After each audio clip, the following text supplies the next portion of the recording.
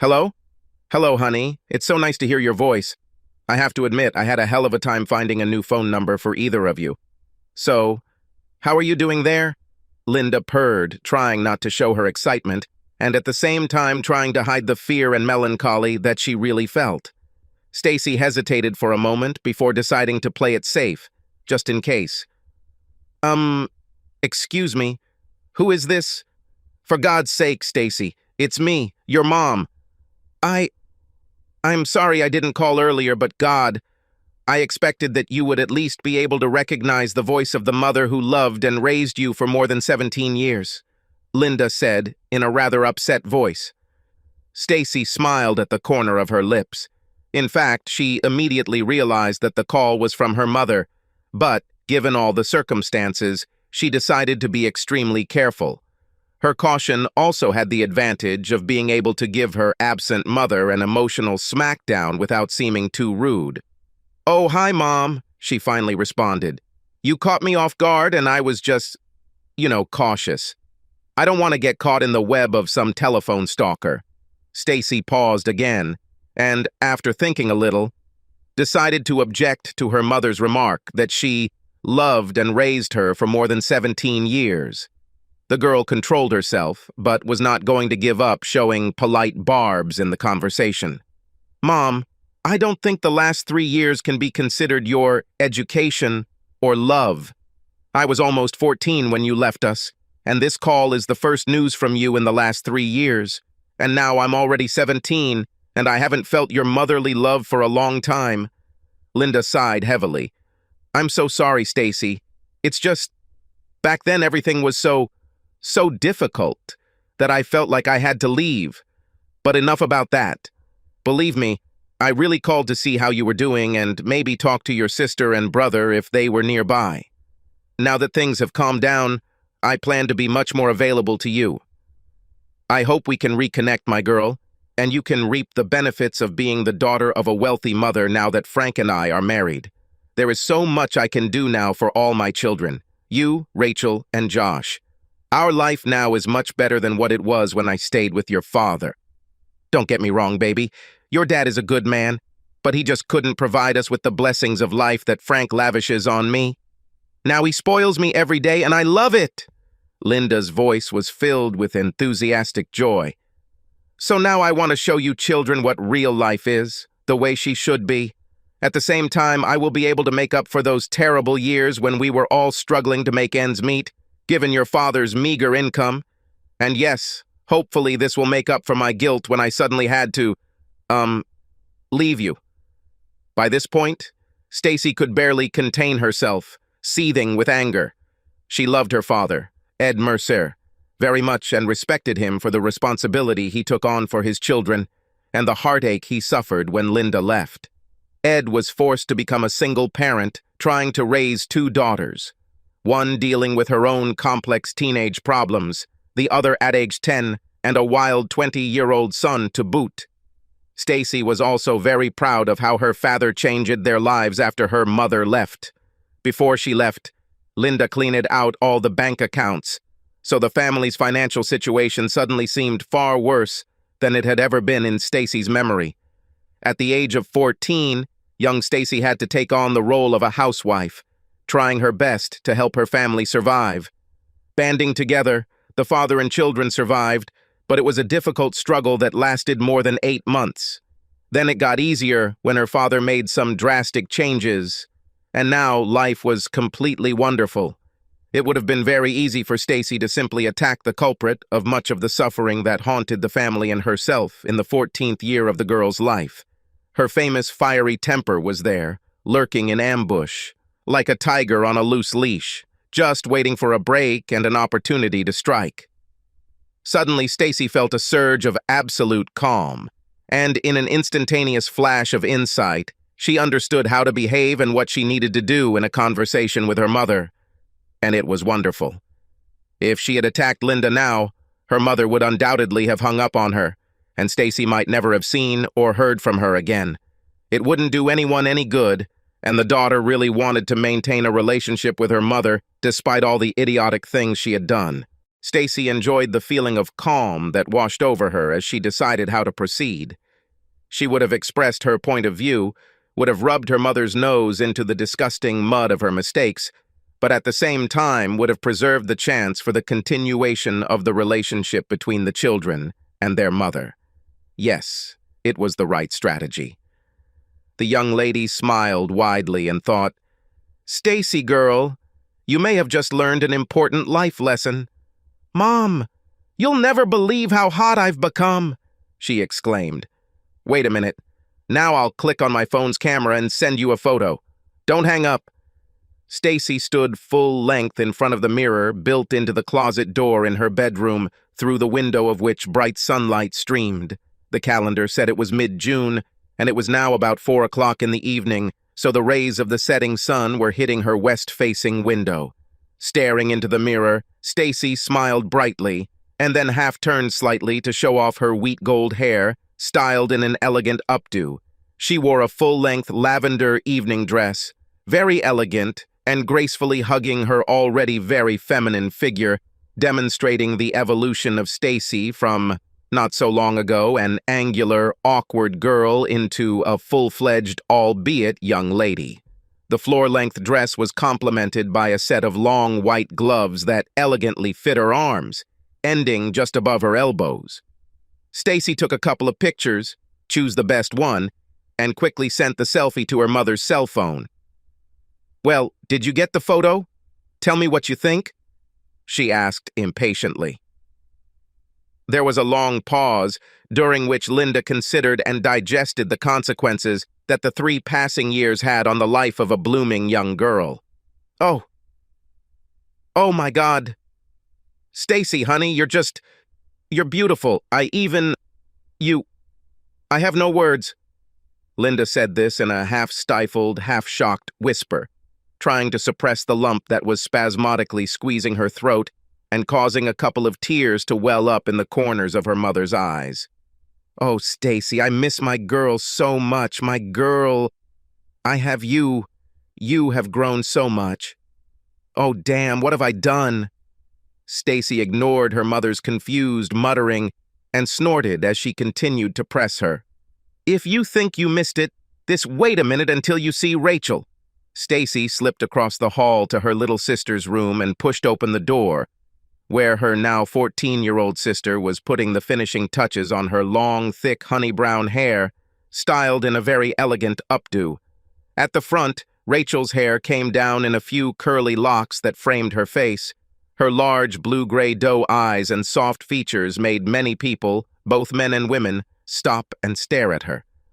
Rachel's face was strikingly beautiful, and her slightly snub nose and dimples when she smiled gave the young girl an extra perky charm. Rachel, like Stacy, was also dressed in an evening dress, delicately elegant, but much better at hiding her charms than the dress of her older and more mature sister.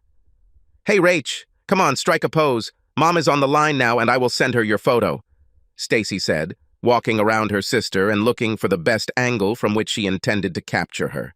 Around Rachel, helping her, was a woman of about 35, also dressed in an evening dress, clearly tailored to make an irresistible impression. This woman had that regal beauty that made the heads of all those present turn, wherever she appeared. The woman noticed the smartphone pointed at her and Rachel and was about to get out of the frame when Stacy intervened, waving her hand reassuringly. No, Janice. Stay where you are. I want you to be in the photo, too." Rachel was still a little stunned, but she finally rolled her eyes and, holding her palms to her mouth like a megaphone, shouted towards the phone, "Hello, ma'am. I can't talk now, but let's get in touch sometime later." Circling around the room, Stacy took several photographs of Rachel and Janice and then waved her hand to them. They said, "Free, ladies." I concentrated on choosing the best photo and sent it to its destination. After a pause, Stacy put the phone to her ear and asked loudly, "I bet you don't recognize Rachel now." "I mean, Mom, Rach even has breasts now." The younger sister immediately blushed and shouted, "Stacy, you're stupid. Shut up." But a shy smile appeared on her face as the other 2 women in the room giggled at her painful embarrassment. Stacy turned her attention back to the phone she was holding in her hand. Well, what do you say, Mom? Amazed, Linda found it difficult to find the words. My God, I'm shocked, honey. Girls, you just stunned me.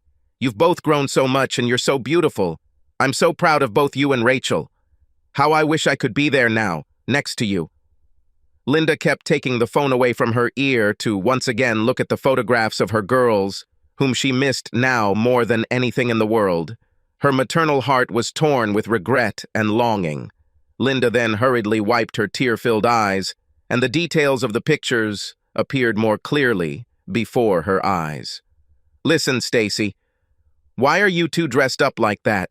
You can't both go to prom, can you? She asked, puzzled. Stacy had effectively hooked her mom and was now ready to ostentatiously rub her nose in the face.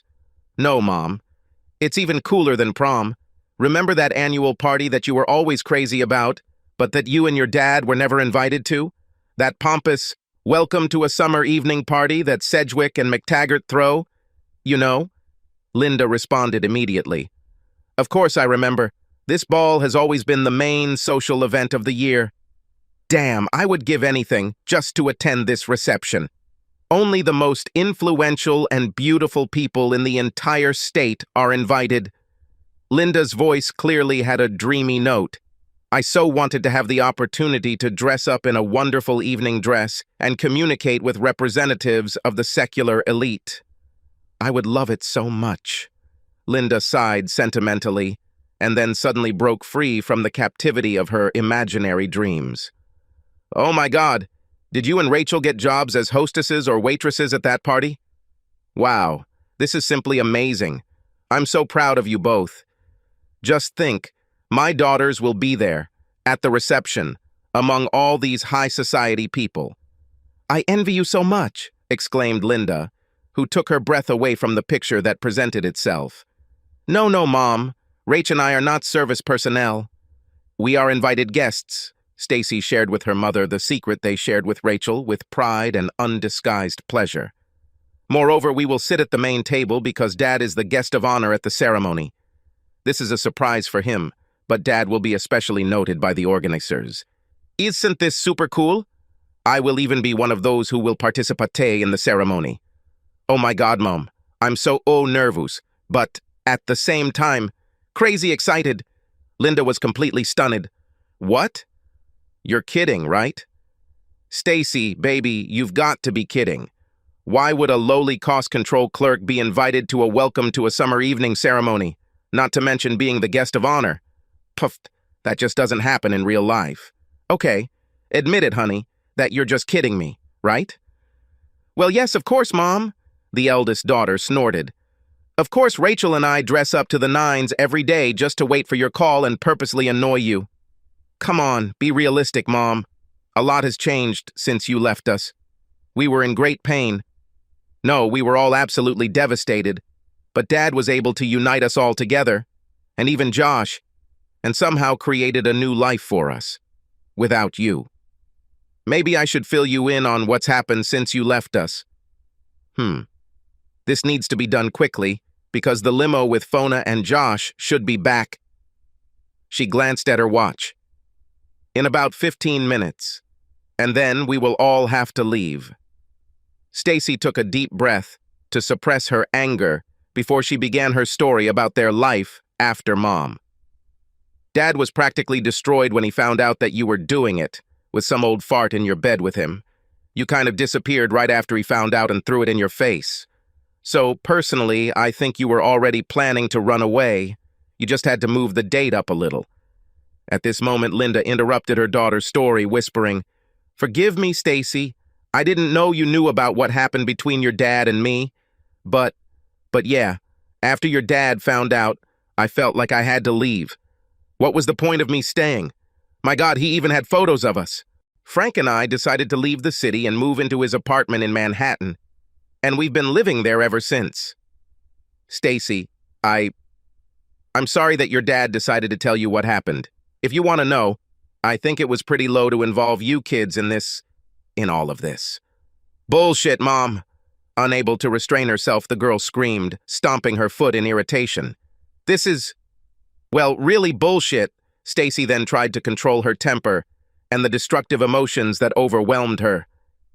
She took a couple of deep breaths and then continued, pronouncing the words clearly. Dad didn't tell us anything. I told him this. Who do you think took those photos, huh? That's it, Mom. That day, Rachel and I returned home, and everything was quiet, except for some strange sounds that came from your bedroom. I told Rachel to wait downstairs while I quietly went upstairs to check what was going on. When I saw how you were studying, you grabbed your phone, took a few pictures, and immediately sent them to your dad.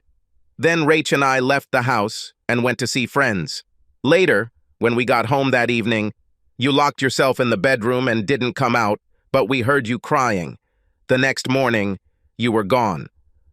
So the last picture of my loving mother that I still have in front of my eyes is her lying on her back under some disgusting old man in my father's bedroom. Come on, Mom, tell me I didn't need therapy to get those ugly images out of my head. I'm glad you two at least covered your bodies. Otherwise, I'd probably still be seeing a therapist. I can't believe that you were the one who betrayed me, Stacy. How could you do this? Linda exclaimed, with mixed notes of frustration and indignation. I don't think now is the right time or place to exchange remarks about betrayal, Mom. It would be a pretty unequal match, don't you think? I can turn my fire hose on full blast against your water pistol at any moment, if you know what I mean. Not to mention what Rach and Josh might say about you, too. So do you want to sum up the results of the last 3 years or not? Speaking on the phone with her mother, Stacy was inwardly amazed at her own composure and how sensibly and thoughtfully she had handled the situation. It occurred to her that she had really grown and matured over the past few years. Linda, at that moment, realized that in order to have any kind of relationship with her children in the future, she would have to go through the hellish gates of responsibility for her actions and their consequences. This will not be an easy task for her. A few gifts and meetings with children will not automatically correct the situation. Something more is needed for this. Her children had to accept the inevitable and adapt to life without her. Linda really wanted to know how they coped, but to do that, she needed to hear how they felt about her decision and how they felt about their mother's life choices. Did they all hate her? There is no time to escape from reality now. If she backed down now, she would most likely lose them, and perhaps forever. But if she wants to restore the relationship, she will have to accept their feelings and let their passionate emotions pass through her. Is she ready for this? Was it all worth the pain she knew would surely come later? Linda pulled herself together. Her voice on the phone was soft and remorseful. Yes, Stacy, you are absolutely right. I suppose someday we will have to sit down and discuss all these issues in detail. But first, right now, we need to get back to some reasonable forms of communication. I called to reconnect with you, my children, and that would be a good first step, right? Well, now let me find out how your life turned out after I left. Stacy couldn't wait to tell her mother what had happened in the family's life since she disappeared, so she started babbling, Mom, you just won't believe what happened. It looked like some kind of novel, or even a fairy tale. Anyway, after you left, Dad was depressed for a few months, and it was really bad. Very often, when Rachel and I would come home from school, I would make her stay outside while I went inside and made sure I didn't find Dad dead or something. Every time the phone rang, I jumped, thinking it might be a call from the police or the hospital or somewhere worse. I told Josh that he needs to pull himself together and stop drinking and partying because I can't be the only one in the family who is trying to hold on somehow. I think he really tried to come to his senses, but there was little real help from him. Eventually, one day, Dad started reading books about how to get over breakups, grief, and all that stuff. Often at night, he would simply lock himself in his bedroom, and Rach and I could hear the keys clicking on the keyboard of his computer. He wrote, pouring out his thoughts and feelings, and this, I think, helped him a lot. By the way, Mom, do you remember how overweight Dad was? So he started getting up early in the morning to run, and even dusted off the treadmill and weight machine, starting to use them regularly. I thought he was trying to force himself to live life to the fullest again, which was wonderful news. Stacy paused and thought for a moment, then said, "I'm guessing you probably don't want to know all this stuff about Dad, but it's really important in the grand scheme of what I'm trying to explain to you about our lives. So I'm sorry if this isn't what you want to hear. But by the way, Dad looks pretty sexy now." Even over the phone, it was clear that Stacy was smiling. No, it's okay, honey. I really needed to hear about this, but thank you for taking care of me and telling me about how everything happened for you. I really want to know how things are going with you, Rachel and Josh." Well, with Rachel, it's simple. After what happened, she seemed to shut down, retreat into herself, and remained in this sort of detached state for quite a long time. Now she's almost back to her old self, and you won't believe how well she's doing.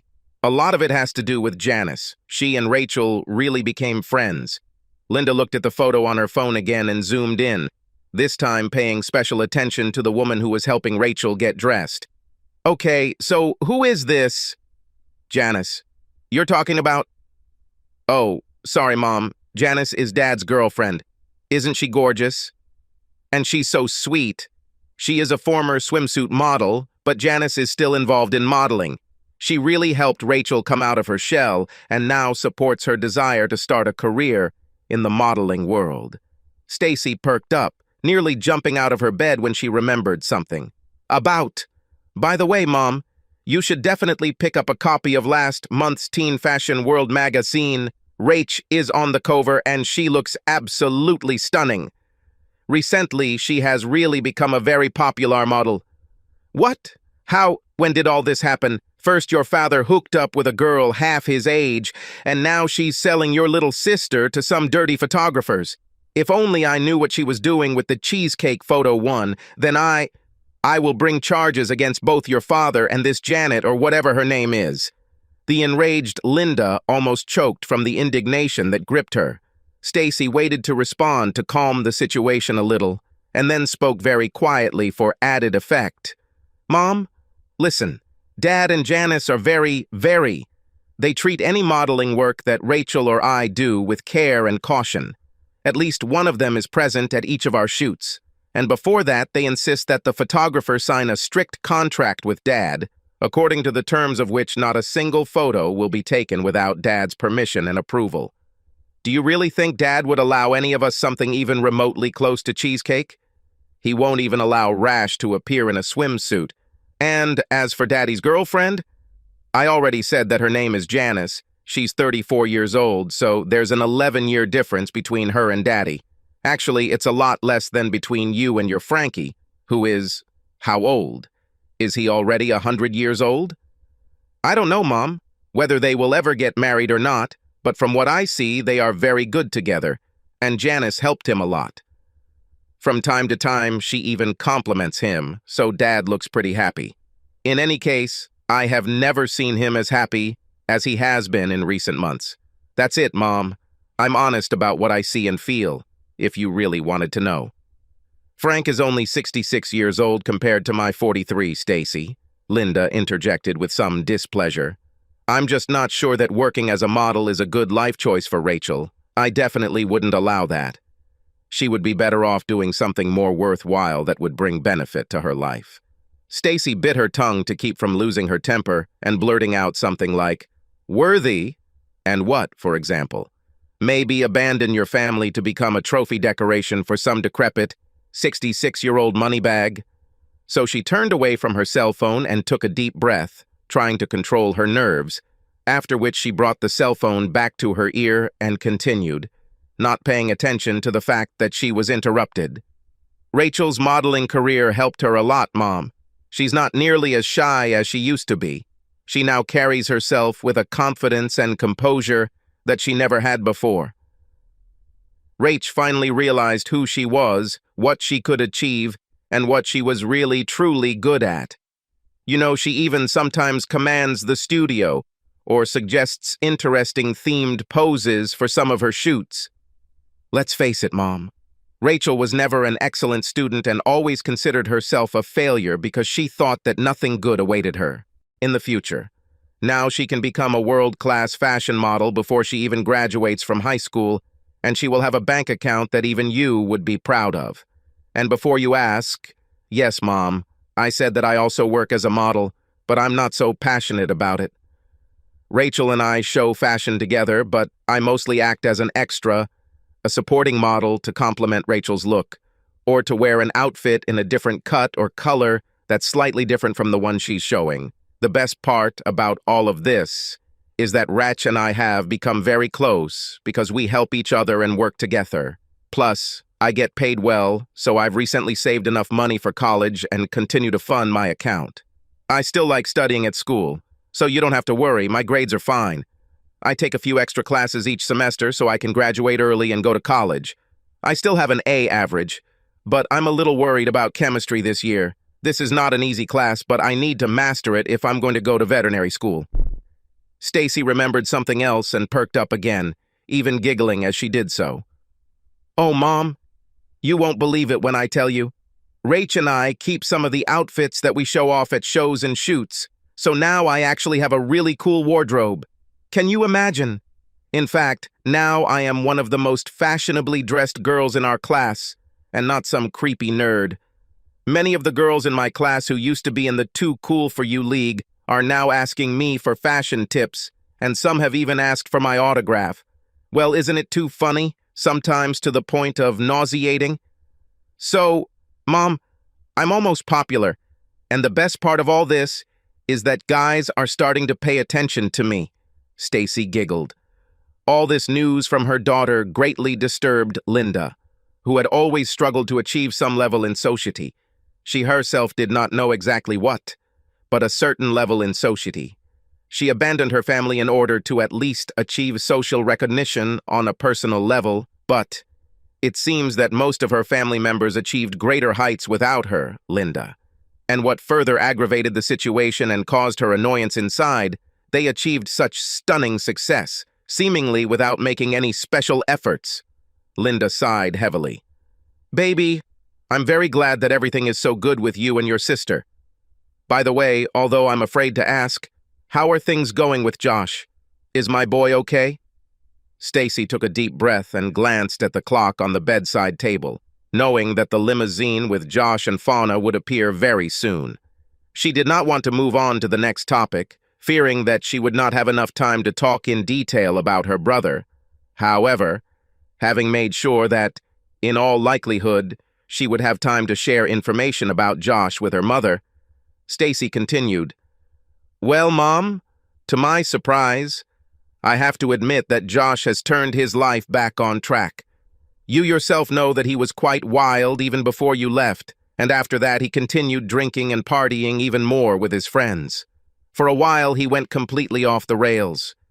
Eventually, one day, my dad got really angry and demanded that he quit these damn parties and at least get a job or go back to school. Well, brother, he, sent Dad to hell, so he eventually kicked him out and told Josh not to come home until he found a job. Dad even had to call the cops a couple of times to get him out of the house. Mother couldn't believe her ears. What? Your idiot father threw my son out of the house? How dare he?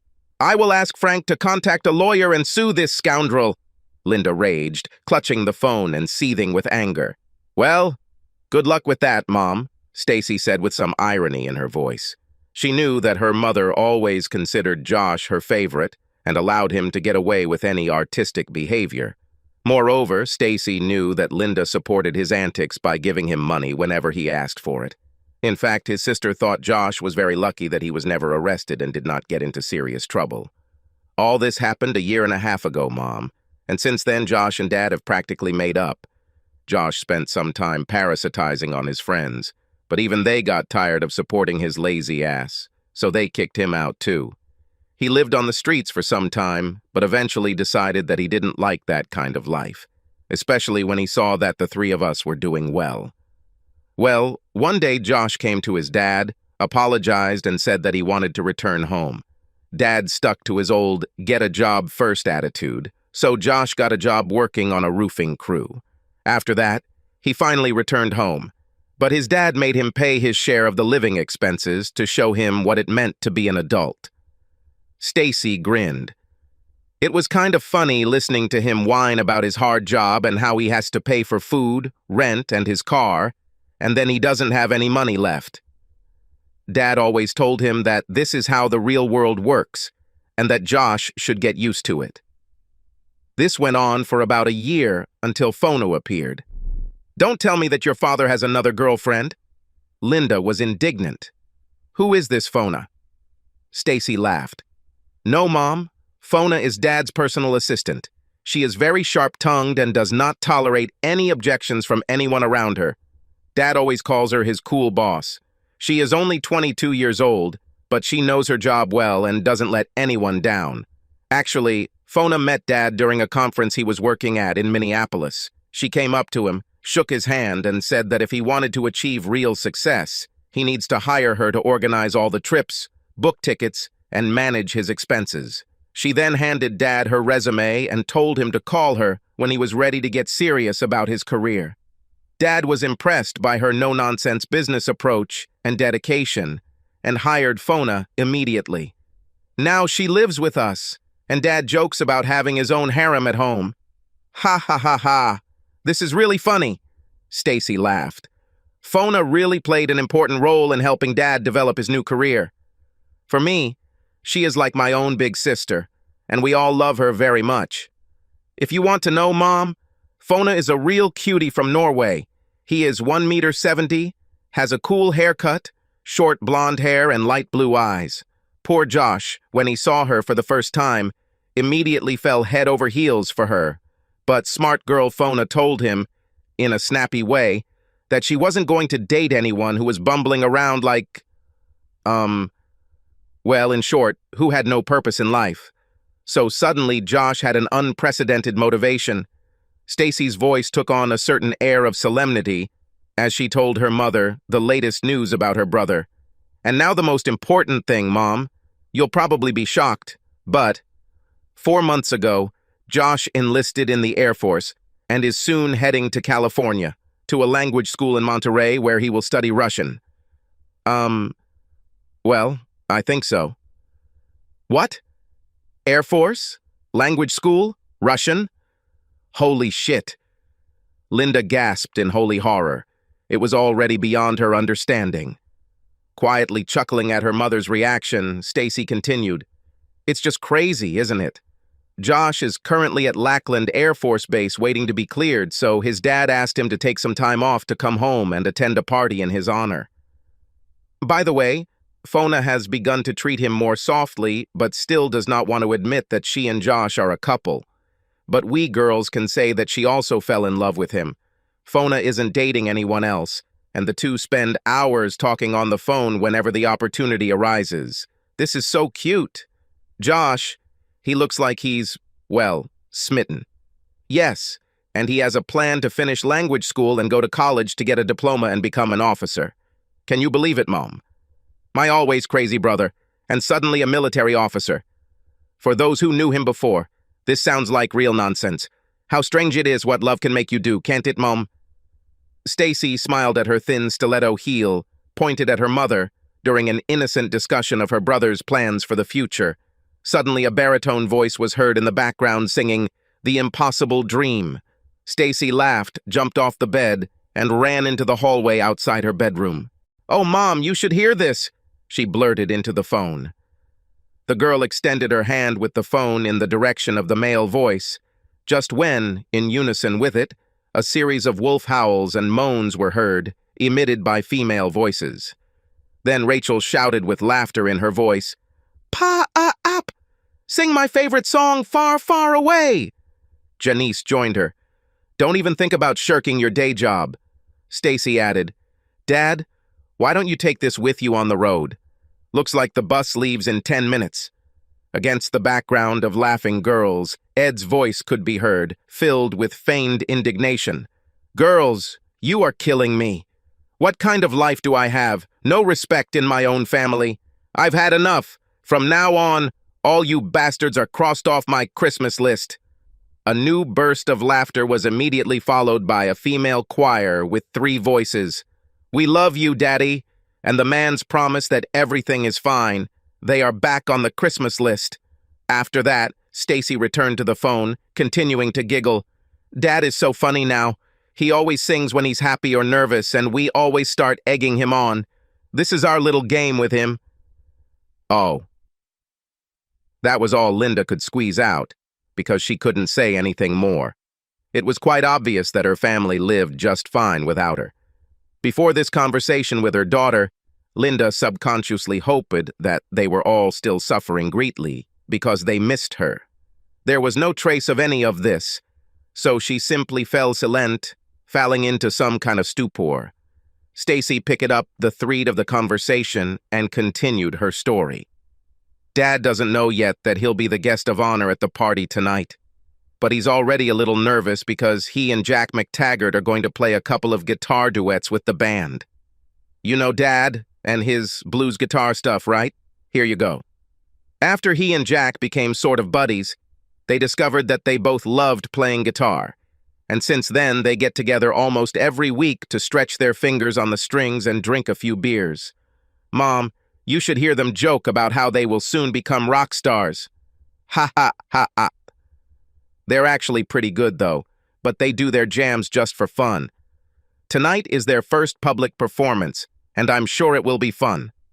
Just imagine, Dad in a tuxedo playing the guitar on stage. Stacy grinned, imagining this picture in her head. Upon hearing this stunning news, Linda was stunned again. Stacy, what are you talking about? Your father and John McTaggart are friends? Did I hear correctly? Is that John McTaggart? Why, how did this happen? Stacy smiled inwardly again, with some malice. She knew that her mother thought highly of the McTaggart family and had a deep reverence for them, for their wealth and power. She also remembered that her mother always dreamed of meeting the McTaggarts in person, and now Stacy's father and Jack McTaggart not only met, but also became practically best friends. Stacy also liked the fact that the rich and famous head of the family insisted that members of the Mercer family call him simply Jack, rather than the official Mr. McTaggart. In fact, in person, Jack turned out to be quite a pleasant person, who played an important role in the beginning of Ed's writing career. Yes, Mom. The same John, or Jack, as his close friends call him, McTaggart, confirmed Stacy. It all started when my dad wrote a couple of articles about how a man can survive and rebuild his life after such a traumatic event as losing everything when your cheating wife leaves you and runs off with her new boyfriend. When a couple of small magazines bought his articles for publication, Dad was absolutely delighted. Then, I believe, Jack read Dad's articles, contacted him and asked him to give a motivational speech at one of the McTaggart Corporation employee meetings. We all thought Dad was going to have a heart attack when he heard about Jack's proposal. Dad prepared a lecture based on his articles and read it at a meeting with employees. The speech went very well, and he received many warm comments and thanks from people, and Jack hired him again, this time to speak at the company's annual meeting of shareholders. After the new success, Dad began to receive offers to speak at other meetings from various companies represented by the board of directors, and from that moment, everything went like clockwork. Dad began to write more and more. His articles were published in more famous and larger magazines, and soon, he decided to quit his previous job in order to devote all his time to writing and public speaking. Jack continued to introduce Dad to important people. They began to communicate more often, and soon discovered that they both liked to play blues and rock guitar. Because of music, she and her dad became even closer, and since then, they have become friends. Stacy paused for a long time to give her mother time to process everything she had heard. After all, it was an amazing turn of events in their lives. Your father is now a writer? Seriously? Author? Published writer? Your father and my ex-husband are in magazines now? A stunned Linda struggled to wrap her head around the paradoxical-sounding concept of her former loser suddenly turning into a successful person. She secretly hoped that it didn't pay so well. Meanwhile, sounds of some activity could be heard from the first floor of the house. People arrived. There was a muffled hubbub of conversation and light laughter. A new, strong male voice stood out from the others as well as a much softer female one. Stacy saw Janice leave Rachel's room and head towards the stairs leading to the first floor. It was not difficult to guess that she was heading down to act as hostess to the new arrivals. Suddenly, Stacy remembered an item on tonight's agenda that she had almost forgotten. "Mom, I'll have to go soon. Jack and Mona MacTaggart are already here, along with photographers to take pictures for the newspaper's gossip column and the special photo album they publish and sell every year. There will be a detailed photo report about the magical time that the invited people spend at their summer evening. If you must know, personally, the pathos makes me want to puke. But I think the sales of this almanac bring in a lot of money for charity. So in the end, it's a good cause. And we, the participants in the action, feel so warm and good there. Almost like some kind of celestial beings," she snorted. There was a fair amount of sarcasm in Stacy's voice, because the girl really found this event to be overly pretentious and unnecessarily pandering to the feelings of vanity and narcissism of its guests. Still, she couldn't help but feel a sense of pride that her father's achievements had suddenly elevated their family to a level of social standing that others, and especially her wayward mother, would treat with the respect they deserved. Linda was quick to defend this high society practice. "Oh, Stacy, don't take this so lightly. It is a great honor to be included in this almanac and know that you took part in a historical event. You and Rachel should be absolutely thrilled to be the guests of honor at such a grand event. And since you'll be sitting at the main table, your photos will be on almost every page. I've secretly bought one of these books almost every year, and this year I'll be able to show everyone a photo of Josh, you, and Rachel and proudly say, 'Look at these special people. Those are my kids.' God, just think. In fact, I am very jealous of you, but at the same time, I am very proud. I will definitely be ordering a few copies of this yearbook as soon as they release them." "Okay, Mom," Stacy answered absently, and then seemed to remember something else. "About!" Here's another thing. Dad was going to some writing event in New York over Labor Day weekend, and Rachel, Janice, Fona, and I were going to go with him. Maybe then we can meet you. I'd really like to see you, and I'm sure I could get Rachel to come too, but you should know that she's still very angry at you for leaving home. Maybe we'll take Janice with us so you can meet her. You'd probably also like to see Dad? Just in case, the daughter clarified. "Oh, Sunshine, this is an amazing idea." Linda was inspired. Yes, let's think of something. I really want to see you and Rachel, but about your dad and his girlfriend. I'm not sure that's a good idea. There was too much pain on both sides. However, I would like you to meet Frank. After all, he is your stepfather now. Hearing the last phrase, Stacy stuck a finger in her wide-open mouth with her tongue hanging out, pretending to gag, and then said, "Well, no, Mom. I still have nightmares about you and your Frankie huffing on top of each other. Brr. So the only way I could meet him and you is if Dad and Janice are there too. I think this will be fair." Linda was not happy with the way her daughter responded, but tried to hide her emotions in order to continue the conversation. "Okay, we'll see how things work out, Stacy, but let's not spoil our common goal, which is for us to finally see each other. I can't wait to see and hug you and Rachel again, so let's focus on that, honey. By the way, coincidentally, the New York Literary Guild is hosting a Meet the Books Day on Labor Day weekend, and Frank is using his influence to get us tickets to attend. I'll put pressure on him to get tickets for all of us," the mother promised. Captivated by the upcoming prestigious event, Linda excitedly told her daughter about her plans. This biennale should turn out to be a very high-status event. Can you imagine, Stacy? Many famous writers will appear there, and some of them will sign their books and interact with readers and fans. Perhaps you can take a selfie with one of the famous authors. You should see how excited Frank is. There is no need to talk about me. Did you know that David Volches himself promised to be there? And Frank really wants to meet him? David is an aspiring writer, but Frank says his first book is sensational and absolutely brilliant. Yes, I know that here on the coast, people usually hear about the latest trends and events earlier than in the Midwest, but perhaps you've heard of David. Stacy sensed a somewhat condescending tone in her mother's words and couldn't help but laugh, deciding to respond to her with a similar level of irony. Yes, Mom. I've heard about David Volches. Moreover, I met him several times. Of course, I agree that his work is simply magnificent. Some time ago, I read his book and found it quite, how should I say, provocative. Yes. Have you read his book yourself, Mom? Linda was caught off guard by Stacy's barb, but decided not to react.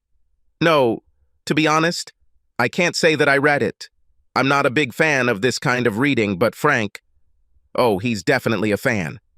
Stacy laughed and almost said something about how that book didn't have enough pictures for her mom's literary tastes, but she refrained. Mom, do you have a hard or paperback copy of David's book on hand? Linda looked around and then went into Frank's office.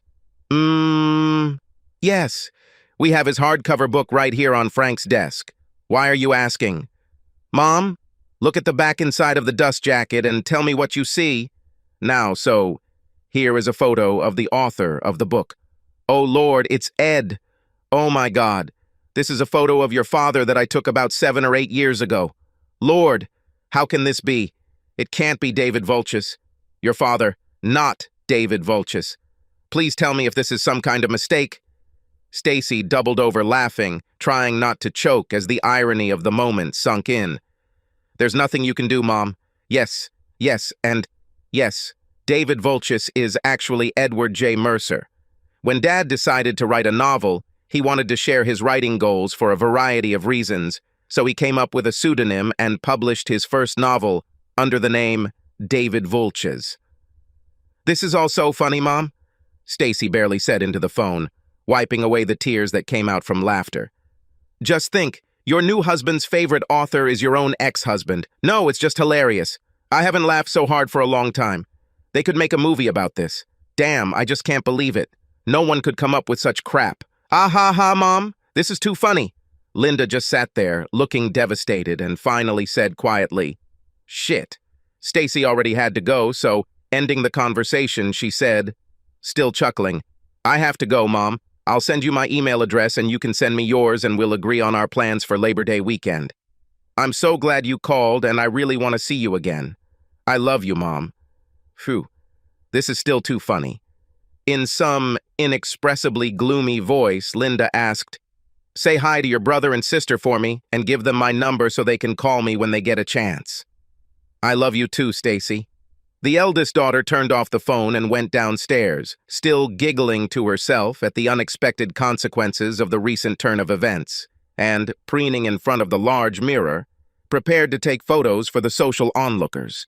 Stacy knew that tonight she would have no problems with her dazzling smile, but only she would know the reason for her excellent mood.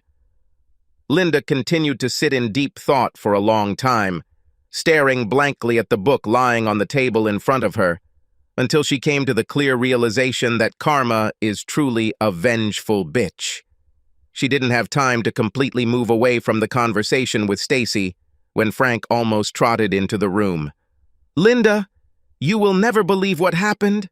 I just received a card from David Volches.